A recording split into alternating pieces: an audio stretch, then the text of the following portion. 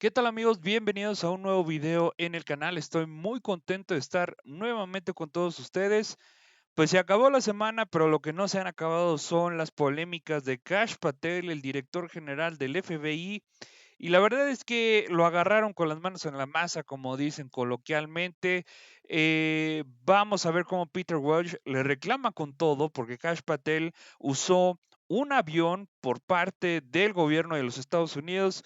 ¿Para qué creen? Solamente para viajar a ver unas peleas de artes marciales. Así se las gasta ese gobierno que supuestamente necesitaba hacer muchos recortes en varias dependencias porque supuestamente se estaba despilfarrando el dinero, pero eso sí, sí hay dinero para poder viajar a unas peleas de artes marciales. Así que bueno, quédense porque va a estar muy bueno el video y adelante con las imágenes.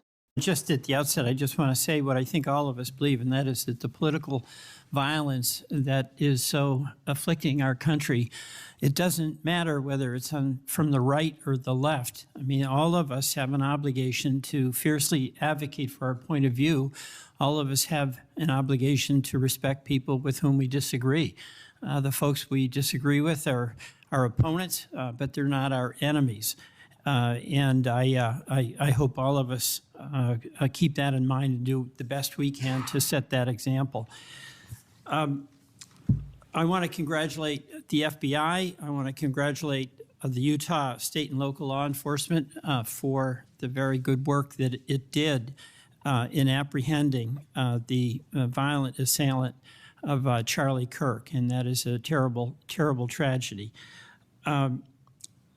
Director Patel, at one point you made an announcement that the suspect was in custody. We got our man. It turned out that was not true. In fact, I think that was about 27 hours before the person now in custody was apprehended.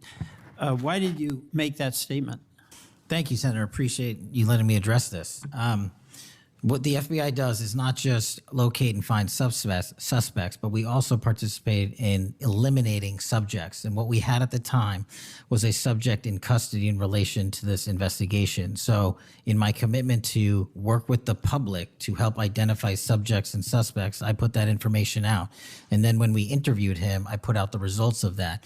And could I have been more careful in my verbiage and included an A subject instead of subject? Sure, in the heat of the moment, but I was doing the best I could. In all candor, I don't quite get that, because if we have our man, that would suggest to the public that everybody can rest and relax and not then continue to provide information to local law enforcement and to you. Well, so that was a mistake. I don't see it as a mistake. I see it as something working with the public to identify that there was a subject in custody. If you put out a statement that says we've got our man, and in fact it turns out that you didn't have your man, that's not a mistake? But that's not what I said. Well, I'll go on. That's my understanding. A second thing that is really important in the FBI, but it's important in every agency, is that the folks who are doing good work get supported for the work they're doing. And a number of highly successful FBI agents have been let go. And I want to just ask you a little bit about that. You know who Brian Driscoll is, right? Yes. Yes. Yeah, okay. And my understanding is he served at the FBI for over 18 years. You agree? I believe that's accurate. Special agent in charge of the Newark office. He was commander of the FBI's hostage rescue team. That's a very prestigious and responsible position, correct? It is. Section chief of the Critical Incident Response Group's tactical section. You've got to be pretty good to get that high responsibility. You agree with that? Yes, sir. He oversaw 55 SWAT teams, and they're like the elite of the elite, right? They go in to the dangerous situations, right? He got a Medal of Valor for his participation in a raid on ISIS terrorist Abu Sayyaf, who had kidnapped American citizens Kyla Mueller, right? Mueller? Is that right? I know. You're in agreement, right? I know Kayla Mueller's family. Yes, I know the situation. Okay, and he got Kurt Meyer, somebody who had barricaded himself in a bar after he killed 4 people and wounded 2. And Driscoll was part of the team that went in there and took that guy out, right? I don't have all the details, but I'll take your word for it, Senator. And he got into trouble when Emil Bove demanded a list of FBI agents who investigated January 6th and was apprehensive that what did happen ultimately would happen, and that is those folks would get fired. I mean, do you agree with me that a boss who stands up for his subordinates when they did the job that was asked of them is a stand-up person and somebody to be admired? Generally speaking, yes, sir. Pardon me? Generally speaking, yes, sir. But Driscoll got fired, right? Again, that matter is under litigation, and the matter you referenced occurred before I was director. Let's just keep it really narrow here. He's fired, right?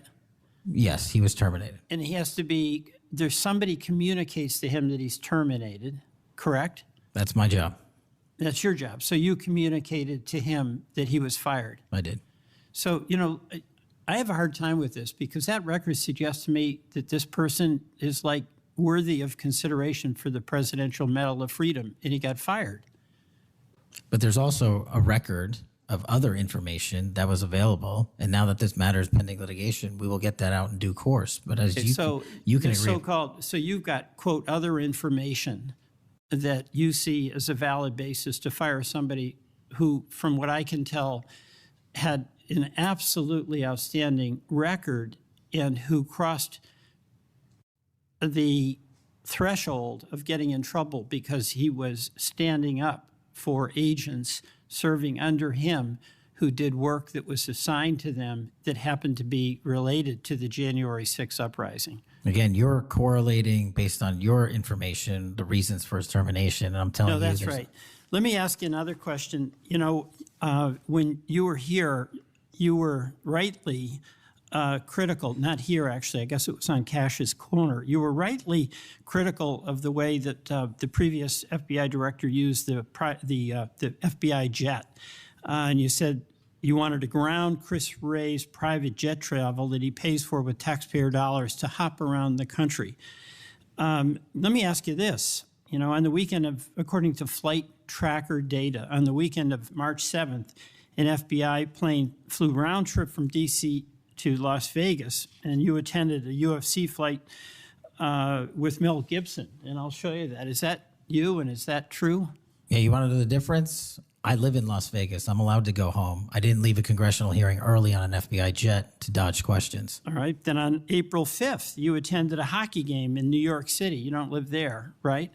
No, I don't. By the way, everyday FBI agents who are assigned in Washington don't get to fly home on a private jet. Well, this is a great point. Do you know why I have to use a private jet? Because Congress made it mandatory. Okay. In April 5th, well, we didn't make it mandatory that you go to UFC games with Mel Gibson. Are you telling me I can't go home? You know, you got to use some judgment here.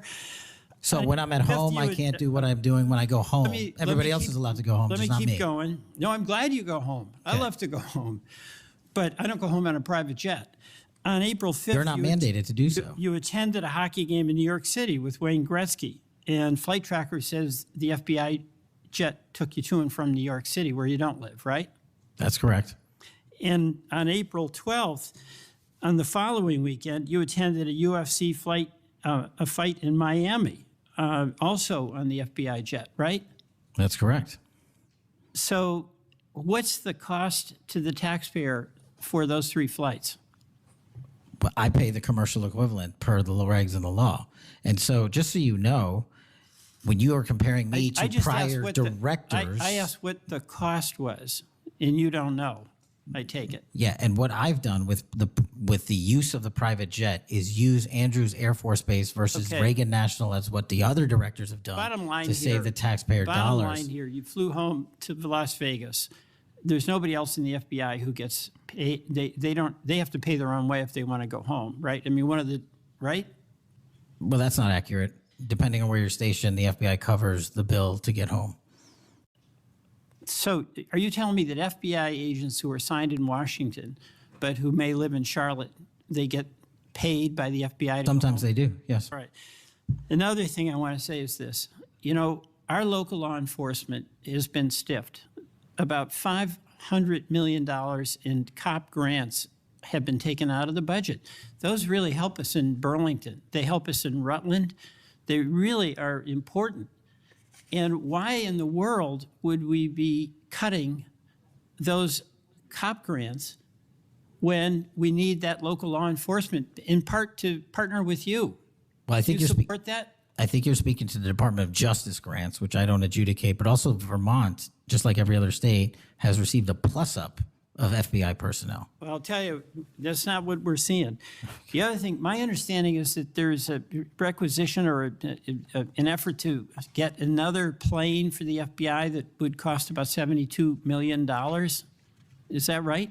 That's inaccurate. The FBI, because the jet, as you call it, is not my jet. We use it for operational needs. We use it for FTOX. We use it for HRT. But that's the one you fly in, right? We have multiple fixed-wing assets, and one of them is on a wildly expensive lease that I deemed a waste of money, and I'm looking for a replacement in which the government can procure assets permanently. Well, I would welcome you submitting to this committee the cost information about the jets that are under consideration. And according to our research, the specifications that are included in this request would result in an expenditure of between $72 million and $80 million. That's inaccurate, but I'll happily get you the right I numbers. welcome getting the specific information. Absolutely. Thank you. Mr. Chairman, I yield back. Bien, señores, lo que acabamos de ver, sin duda, pues esto es la negación absoluta por parte del presidente, por parte del director general del FBI, de Kash Patel. La verdad es que es indignante cómo este tipo de personajes se sirven y de la cuchara grande por parte de los contribuyentes. Se lo hizo saber muy bien Peter Welch. La verdad es que es una vergüenza absoluta cómo estos dirigentes están llevando a la ruina a muchos ciudadanos por sus literalmente caprichos. Supuestamente el mundo estaba casi colapsado, todo el mundo quiere atacar a los Estados Unidos, pero pues están en un partido de hockey, están en un evento de artes marciales y yo la verdad pues yo no los veo así tan preocupados como ellos dicen estar. Así que bueno, señores, hasta aquí el video, les mando un abrazo, nos vemos mañana vamos a iniciar muy bien la semana, así que les mando un abrazo, suscríbanse, es totalmente gratis, es solamente para que ustedes no se pierdan los videos que tenemos publicando todos los días aquí en el canal. Comenten qué les pareció al respecto de este tema, así que bueno, les mando un abrazo y nos vemos en la siguiente. Bye bye.